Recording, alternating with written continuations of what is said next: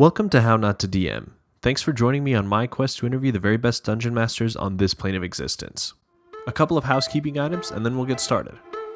First of all, thanks to Gray_Jedi505, Purple Melon 17, and Fun Pickmaker for their reviews of the show. If you'd like a shout out on my next episode, go leave me a review on Apple Podcasts, Good Pods, or Podchaser. If you're looking for some ad space for your game, podcast, stream, homebrew content, TTRPG product, or creation, send me a message and we can talk about running something on my show. And now, a word from our sponsor. Dire Destiny Books reissues a classic adventure. Prepare yourself for the Tomb of Hagamoth Special Edition. An ancient story of a vast treasure and an old grudge long buried. What secrets will you learn on the road to fortune and glory? With 149 pages of new foes, items, and spells, now available on DM's Guild from Dire Destiny Books. The adventure continues at diredestiny.com.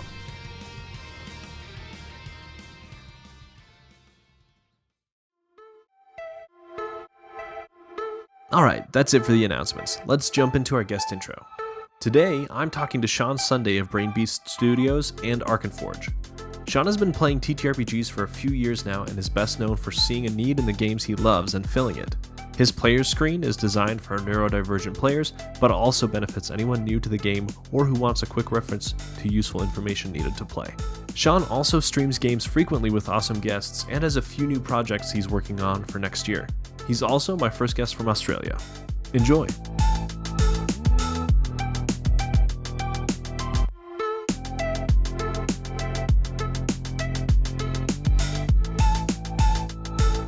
I kind of got into D&D the long way around.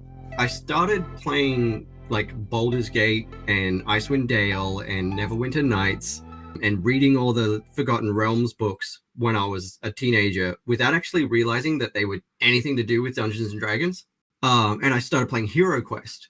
My brother-in-law gave me his copy of Hero Quest from when he was a kid, and I started playing that with all my friends. And then fast forward to like 10, 15 years later, I've lost that. I buy a new copy for my birthday and start playing that with my partner and their friends. And I discover paper minis. And I'm like, hey, I want to make some of those. Those are cool. And so I start designing some, and then I start getting them 3D modeled with Hero Quest bases so I can print them out and start making my own custom Hero Quest minis. And then the D&D community started noticing them. I was like, D&D. I'm not sure about that. With my ADHD, it looks a bit like it might be a stress for me. Ignored it for a while, and then as more D&D people started getting in, I was like, hey, one of my friends in the community is running a show. Let me have a look at this. Okay, this doesn't actually seem that hectic. All right, let's go get a starter kit. And so I got the starter kit and started playing with my partner and our friend Phil, and the rest was history. And that was in about 2018. Actually, this time, 2018 was when I went and bought that starter kit, and we started playing in August.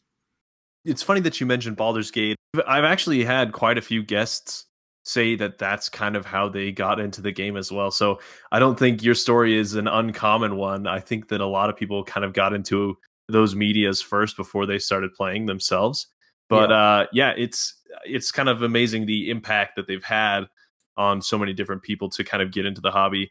Not later in life, but you know, a few years on. So yeah, and that's for me. Like those books fueled my interest in fantasy and writing, and it really informs the kind of comics that I like to read and write. And then when I started playing, and I realized, like, now I can play in that world.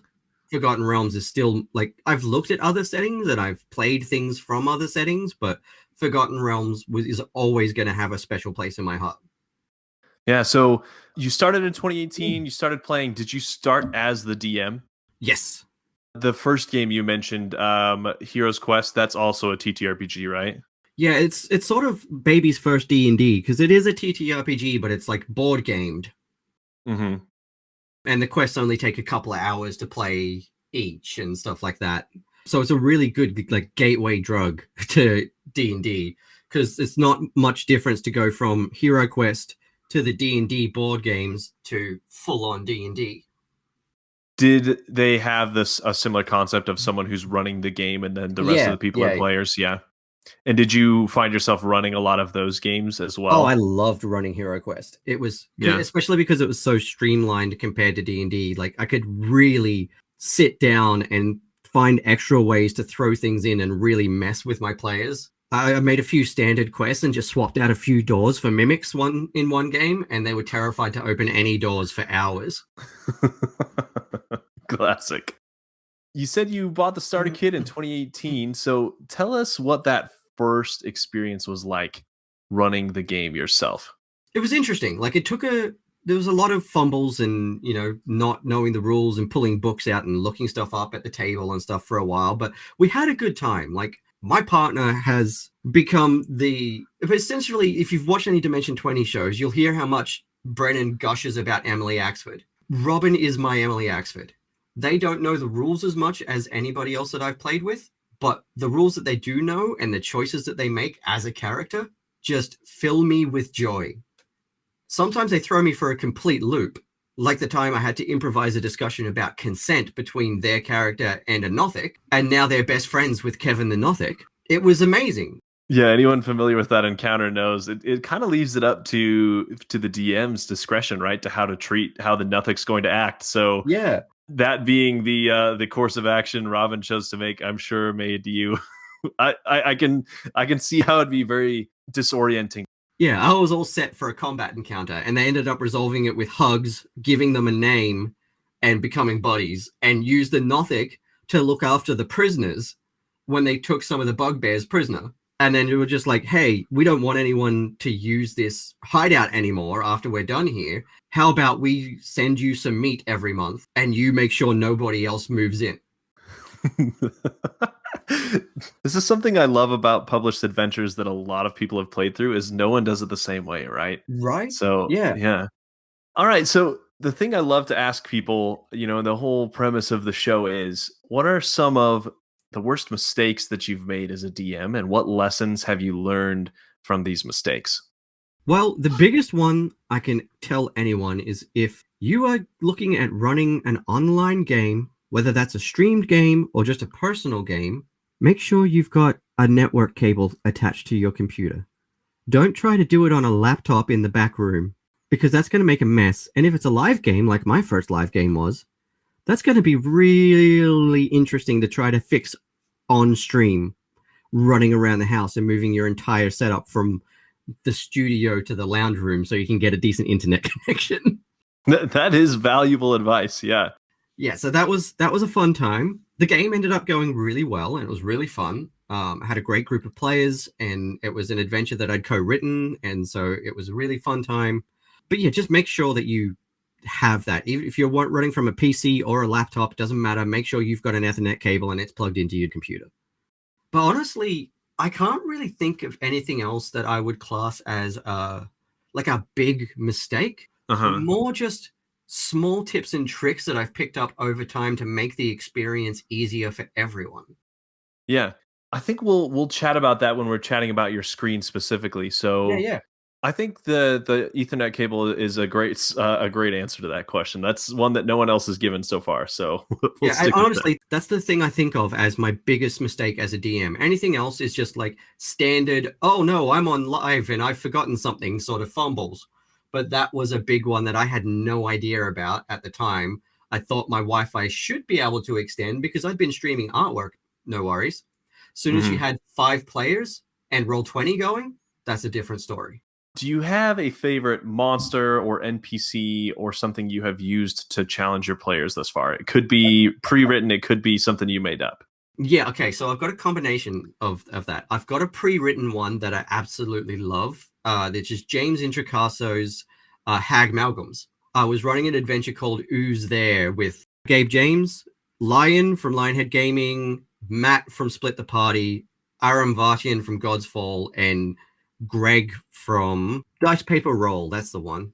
All really good buddies of mine, and I have got a lot of time for them. And it was my second stream game, and so the internet struck again that day, and I completely lost all but like 5 minutes of the recorded footage, unfortunately.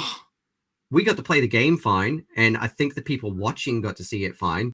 As I had them sort of descend into the depths of this town that they were exploring after having dealt with a witch's familiar and fought a couple of mimics and some slimes, almost died to a gelatinous cube.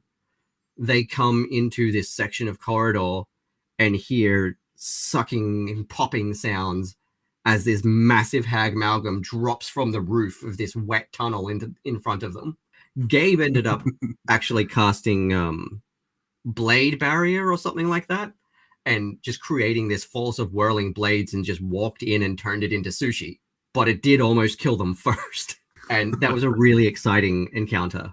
As far as NPCs go, I've got 2 favorite NPCs that I absolutely love to throw at people.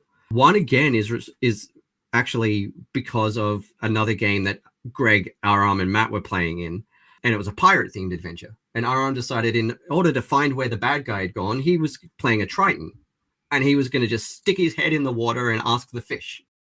Aquaman style.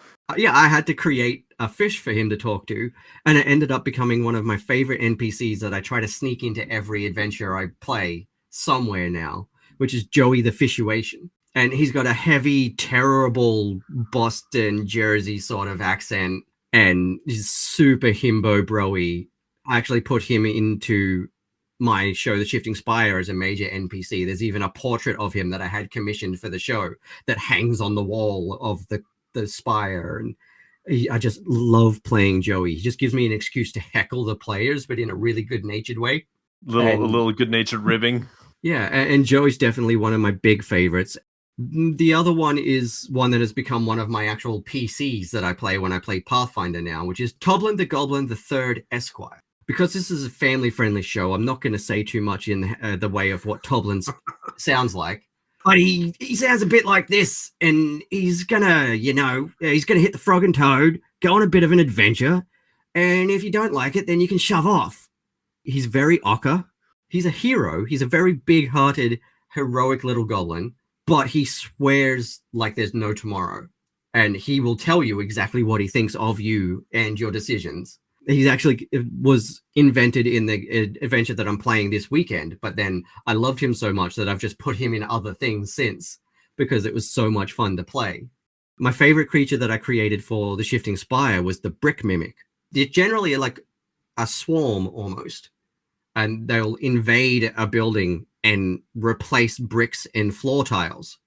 And they're almost imperceptible unless you've got a really high passive perception or are actively looking for them and can see the very, very vaguely translucent green saliva running down the wall that's acidic.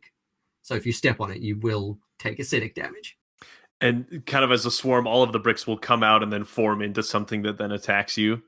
No, they sort of, the way they work is they'll take up residence about 15 feet away from each other in a wall, and generally on opposite sides of the hallway. And so as you walk past, if you're within 10 feet, it'll reach out and whip you with a pseudopod. And then you go, oh no, and try to jump over to the other side and nothing happens. So you walk a little bit further and then something else on the other wall starts whipping you. And then obviously once you're dead, they'll come out and eat you. So that's actually a good segue into your other projects that I wanted to chat about. So Shifting Spire first, you mentioned that these little brick mimics are in there. So what is the Shifting Spire? Where did you get the idea? And, how can people find information about it? Okay, well, the Shifting Spire came out of HeroQuest again, actually. Some friends of mine created a really cool HeroQuest map called The Tower. And it's just a basic modular map. There's one that's pre-populated, or you can get it and print it out with all the modular tiles and then just endlessly replayable. It only comes with like basic instructions. It's got a counter on either side, one for the DM and one for the heroes. And the basic rule is that whatever side of the board the players start on, for however many players there are, there's 3 monsters per player that generate on the far side of the board and will start roaming the halls. And I was like, oh, this is really cool. I want to play this, but as a story. So I started coming up with an idea for a story for it, so I could play a fun special game with my friends and then maybe turn it into a streamed HeroQuest game. And then as I started getting into D&D, I was like, I actually really love the idea that I've got done here. So when I finished writing the HeroQuest version, I could quite easily convert this into something for 5e. And so I started tinkering with that, and then I designed a map and came up with an idea for it. And I'm like, I'm going to do this as a show. And I thought, wait, no, not just a one-off. This could be something else. And I turned it into a competitive game show. So it's kind of like the adventure is being written proper now so that people will be able to buy it. Hopefully January, February, it'll be ready for publishing. It's going to go up on drive-through to start with. Okay. And then I will probably, if people like it enough, I'll probably look at doing a Kickstarter for a hard copy version with printed maps and tiles and a hardcover version of the book and stuff. But I'm aiming to get it finished and ready for digital publishing by February-ish because I want to do another season of the show. I ended up ending the show early because I knew that my Kickstarter that was coming up, and I had a few comics projects, and actually writing these adventures and getting them published was my core goal for this year. So there's 3 episodes that are out so far. That's 18 hours of game because they're 6-hour sessions. And I was really fortunate. I got to team up with some really amazing people for sponsors.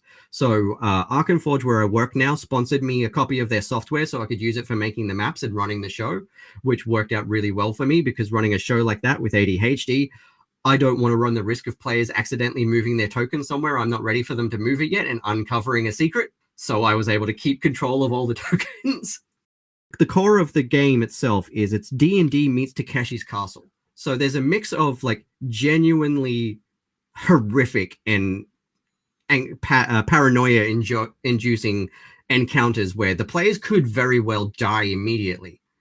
But then there's also just a bunch of silly crap that if it could still kill them, but only if they make a really bad decision or roll terribly, which the second team through did on the rolling log challenge. So they came around a hallway, and suddenly in the length of this hallway, there's no floor. There's just a bunch of big logs all the way along. And now they decided that they would pick up their rogue, who was quite small, and try to toss him across to the other side. Yeah. And I was like, okay, but if you're going to do that, you need to do 2 things. You're going to roll me a strength check and a dexterity check. And if you fail the dexterity check, I'm going to tell you what happens. And so they rolled really high, like an 18 on strength. And I think they rolled a nat 1 on dex. And so they threw him really far, straight up. Spikes? No, bounced off the roof, landed on the rolling logs, and was just buffeted down the hallway, tossing and bouncing and turning and taking, bludgeoning damage for every 10 feet or so that he was getting rolled along these logs. And then as they were starting to make their other plans and deciding if they were going to throw more people over, I had mercy.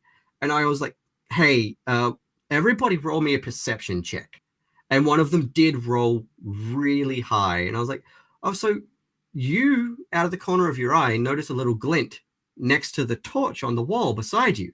And you can see that there's a little chain with a ring on the end of it coming out of the base of this torch.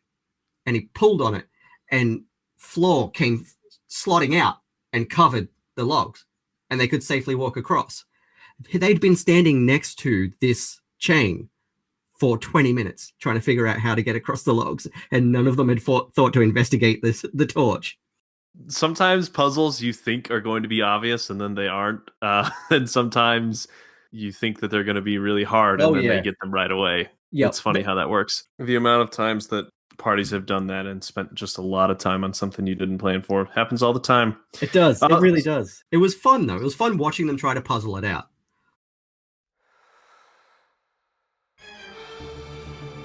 Are you hungry for fortune and glory? Then follow the clues to the Tomb of Hagamoth. Join the hunt for a treasure great enough to tempt even the most jaded adventurer.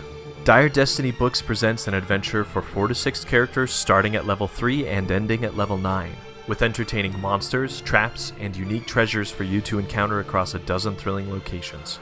Available on DM's Guild from Dire Destiny Books, and the adventure continues at diredestiny.com.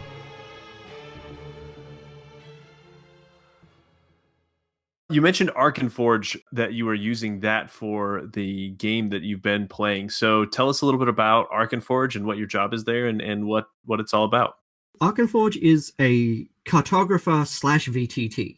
The VTT functions in Arkenforge currently have been designed to be focused on in-person play using like digital tables. So you can, as a DM, you run the game from your laptop connected to your screen table. Everyone can put their real minis and tokens and stuff on there if you want, but you've got all the animated effects and maps and traps and all that sort of stuff happening on that table. I like it for online play for stream games because of that fact, that because it's designed for in-person play like that, the DM controls everything on the table at this point. Players don't have a client to log in and do that. That's something that's being added in for more online play. We're actually developing a player's toolkit. The map making and game running thing is called the Master's Toolkit, and it has different modules in it: the cartographer, the encyclopedia, soundscape, etc. And we're working on a player's toolkit app that's in development that'll allow the players to log in and control their tokens on the table themselves as well, so that we can have that online functionality as well. My favorite thing about it is that for online play, for people who do want their players to have control of their tokens and stuff like that, like, it's a very, very powerful map making tool. And that's what got me into it. And I reached out to them and said, hey, I'm doing this thing. I want to use this. Do you want to get involved and partner up and sponsor it somehow? And so they gave me a copy of the software, and each of the people that played got a basic copy of the software and the essentials assets. So that was just for playing. They got a free copy of the software and the basic assets. And then the winning team, every member of the team got the complete bundle, the full copy of the software and all of the assets that we've currently released, which is like $100 per person for that.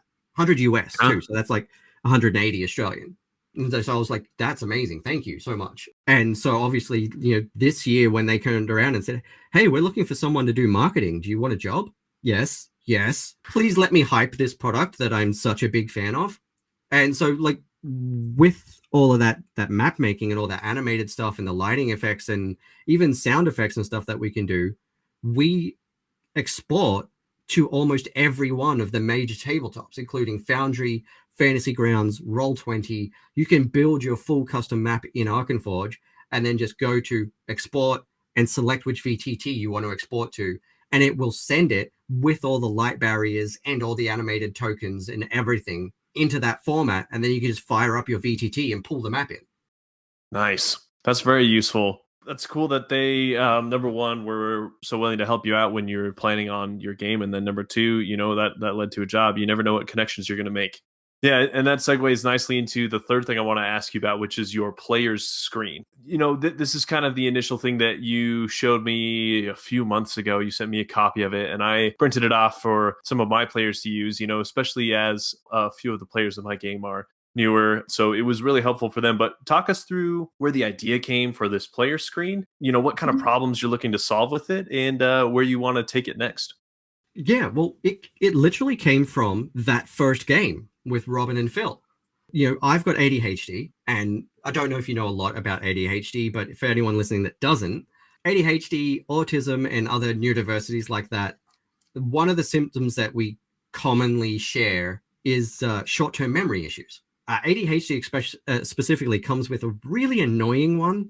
I nicknamed it the lockbox, but it's sort of this thing where you could be an expert in your field, but the second somebody unexpectedly asks you for a specific piece of information about that topic, you know it, but you can't get at it. And a lot of times things like that happen on stream in the middle of a game. Mm-hmm. I know the answer to this, but where is it? And my partner has ADHD and autism. We've had other players in our group with anxiety and stuff like that. And, a symptom of anxiety generally isn't short-term memory issues, but it can cause them when it's ramped up. When you're having a high amount of anxiety, it can cause that same sort of issue. And there's another thing with ADHD especially, but also, autistic people can have this as well, which is object permanence issues. Because it's directly connected to that sort of short-term memory thing.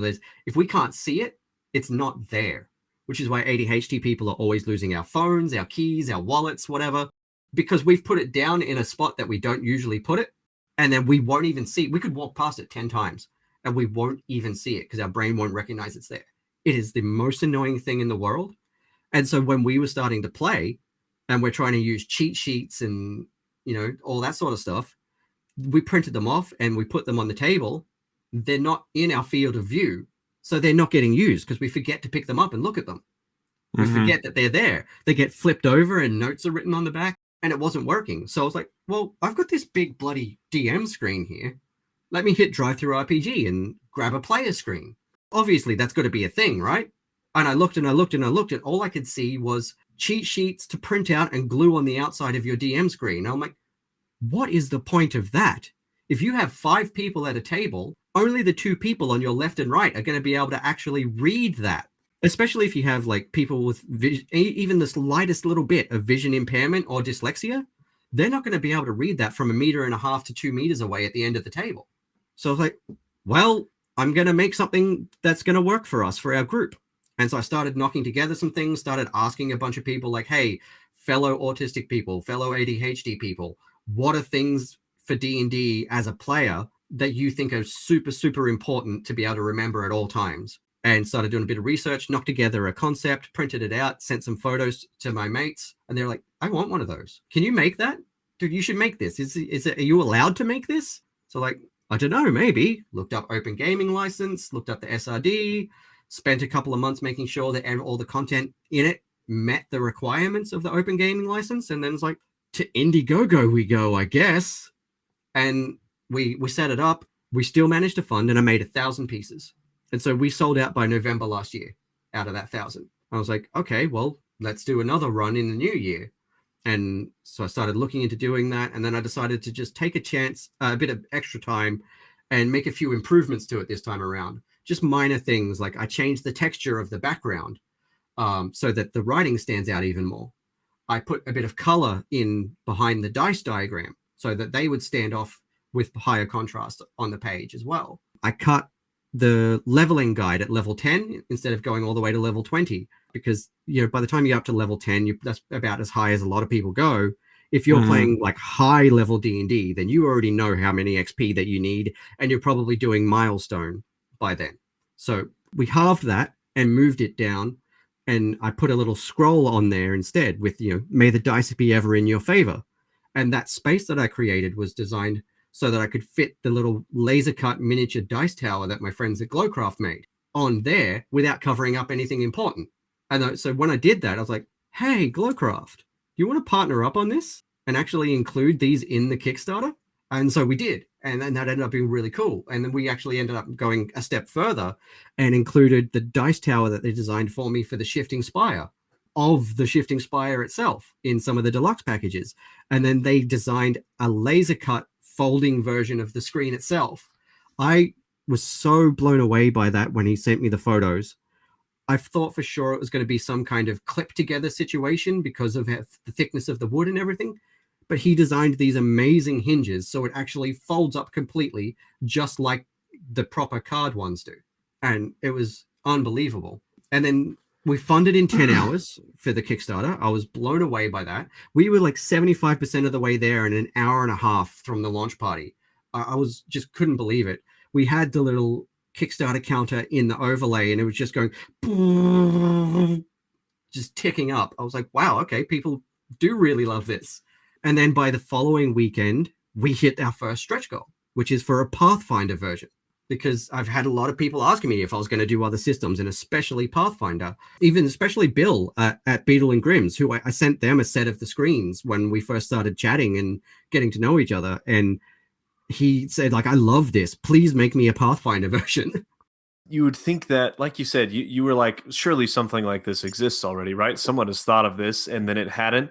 So it's really amazing that, number one, you thought of it. Number two, when you realized it didn't exist, you took the initiative to put it together. I think that the fact that the Kickstarter funded so quickly and that it's been such a success is because there is such a need for this. And, even though a lot of the players I've played with might not be neurodivergent, I still see a huge benefit for newer players who are unsure of their actions to be able to see everything laid out in front of them. Yeah, I love this idea. And that's it. Like, I designed it. All of the design specifications, like the font that I chose, how things are laid out and stuff like that, were designed with neurodivergent players in mind. And it was inspired by my experience as a neurodivergent player. I designed it to help everyone because I knew that I've got friends that aren't even neurodivergent. When I showed it to them, like, yeah, holy crap, I forget to do this, this, and this. I always get confused about this. yes, please do this. And I've had veteran players that have been playing since second edition go, yeah, I want this. I know the rules backwards and forwards, but I want this so I don't have to be spending that energy trying to remember all of that knowledge. Especially like for people who have played multiple editions, it's going to be easy to get those rules modeled up in a hurry.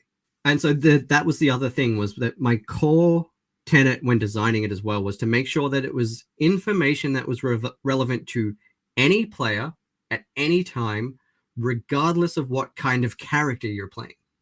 So there's no character specific or class specific information on there. Mm-hmm. It's all just core rule stuff that is relevant no matter what level you're playing at and what race, class, subclass, whatever you're playing. Yeah. Eventually I do want to do like some panels that can clip onto the edges for class and race specific stuff. What I'm probably going to do with that would be just levels 1 to 3, because obviously once you get past level 3, you start getting subclass rules, and then that's too many. That starts changing and stuff like that. So I want to make them so that it's the core information, like a barbarian's rage does this, this, and this, and all of that stuff that doesn't change even at high levels. It's still the same effect. I definitely see a use for that too, for sure. A great idea. Yeah, that's a long-term edition that I want to do though, once I've done a couple of other systems. And I did start working just the day before yesterday on the ADHDM screen. So as soon as I designed this for players, but then I was looking at the Wizards of the Coast DM screen while I was designing it, going, there's stuff on my player screen that's not on this screen that I always need as a DM. And there's so much art and little swirly bits and all this sort of stuff on it. It looks amazing, but I can't find what I need when I need it, because all of that visual information is confusing and distracting to my ADHD brain. So I'm going to make a version that is as clean and crisp and clearly laid out as the player screen, but with more information specific to DMs. What are your parting words of wisdom and encouragement for new and aspiring DMs, and then also people who want to create something in the TTRPG space or even the comic space, that kind of thing? For DMs, it's just try it. Seriously, just try it. Don't stress. We all mess up the rules at first. We all forget how things work. The focus is on just facilitating a fun story and a fun game with your friends. Don't worry about being perfect. But my core thing, especially for other neurodivergent DMs, is if you try it that first time and you're like, cool, I like this, I want to keep doing this, that is when you need to do a few things to make your life easier. And this is advice that can cost you money, but doesn't have to. There are free versions of everything available as well, but they are limited because they only meet the SRD and OGL requirements. Is get yourself spell cards so that you can quick reference spells that your players have. Like if your players have all got different classes and they have specific spells, and you're going to have spellcasting monsters and NPCs, get spell cards and pre-prep them ahead of time. If you know that you're playing with these 4 players every game for this game, bundle up those spells so that you can reference them in a hurry if your player can't for some reason, so that you can help everyone out. Ideally, players will memorize as much of their stuff as they can, but new players, even older players, but especially neurodivergent players, aren't always going to be able to do that because our brains don't work the same way. We will forget stuff. We will leave stuff at home by accident. We'll try our hardest to memorize everything ahead of time. Be patient.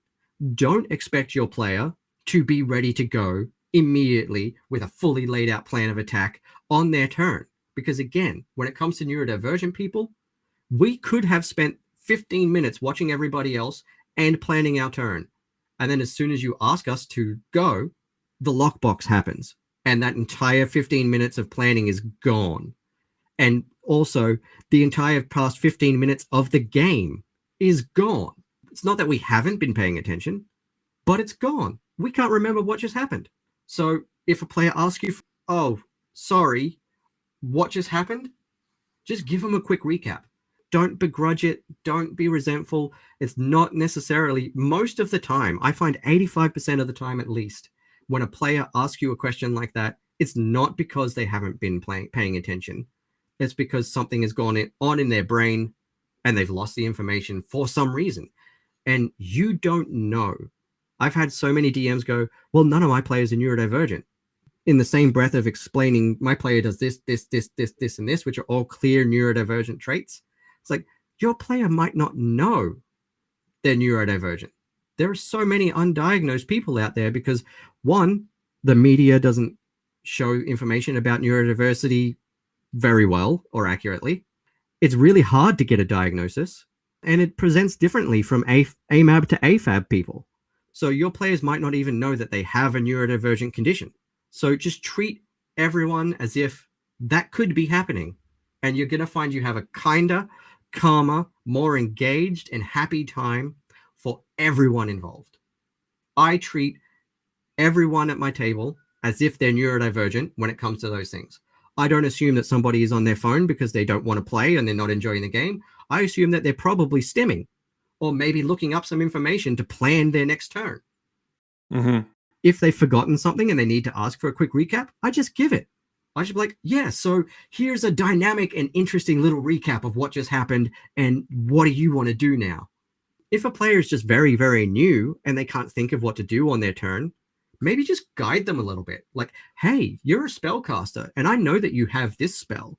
If you did something like this, you might be able to do one of these 4 things. And they will go, that sounds really cool. And that gives me an idea, because if I do that, then this player can do this and we can do a really cool team up.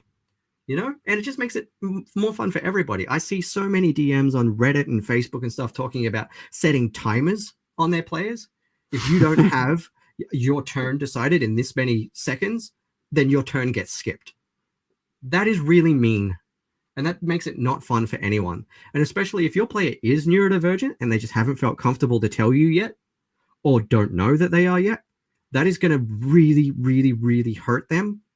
It's going to traumatize them. You know, that might sound dramatic to some people, but that's what it is. Trauma isn't just one big horrific event that happened. Trauma builds up from small thing to small thing to small thing to small thing. And if it's all the same small thing that keeps happening, then that's going to leave them to believe that something they're doing is wrong. And they're going to leave the game. And that's going to be really sad for everyone. We've lost someone from the community, and they've lost this thing that they really love and want to do. So try not to make snap assumptions like that about your players. Try to treat everyone as if maybe they've got a memory issue, maybe they've got a concentration issue, and just guide people through the game. It's not your job to play the game for them, but I think of a DM as a guide, not just a facilitator. You have the majority of the rules of the game on that board in front of you. It's not that hard to just give a player a little nudge if they need a little help, and it makes everybody's day feel better.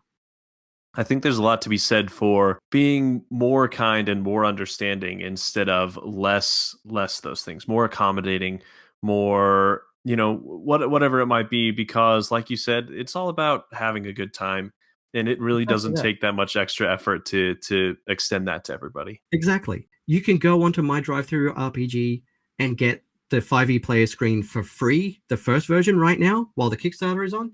After the Kickstarter, you'll be able to get the PDF for $2 and print it out. If you can't afford to buy one from my store, because with shipping and everything, there are American retailers who are going to be stocking it. Tabletop Loot stocks it right now. The 2.0 screen is going out to a bunch of American and Canadian retailers. I'm going to be putting together a list of those to go on my Etsy and website. So if you can't afford to get it from me, you will be able to find someone local who gets it. And that still supports me, because if they sell out, they have to buy more from me. But if you can't afford that, 2 AUD, right? That's like 80 cents American.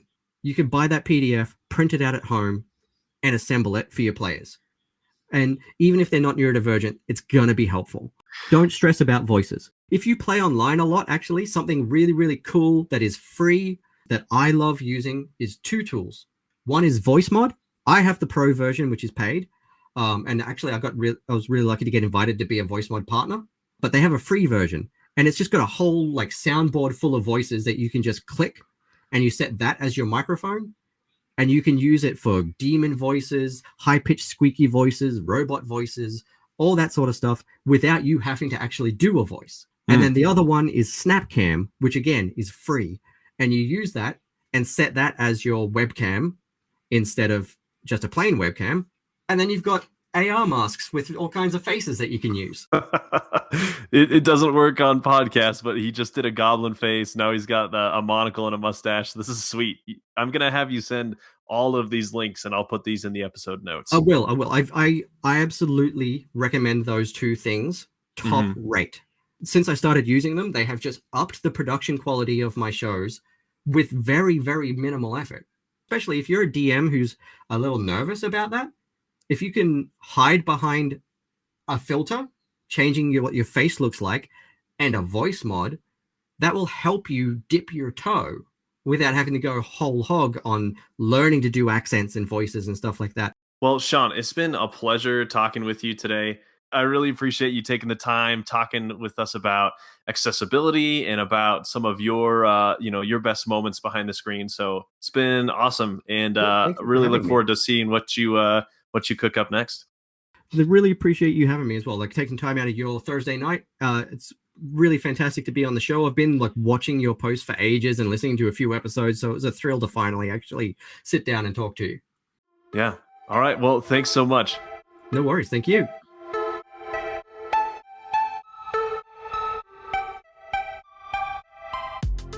Thanks for listening to How Not to DM. If you've enjoyed the show, don't forget to subscribe and recommend it to your friends and family around your TTRPG table. My intro and outro music is by my good friend Torin, aka Mr. Tape. Ad music is from Arcane Anthems. Check out their free library of TTRPG music. And until next time, roll some nat 20s for me.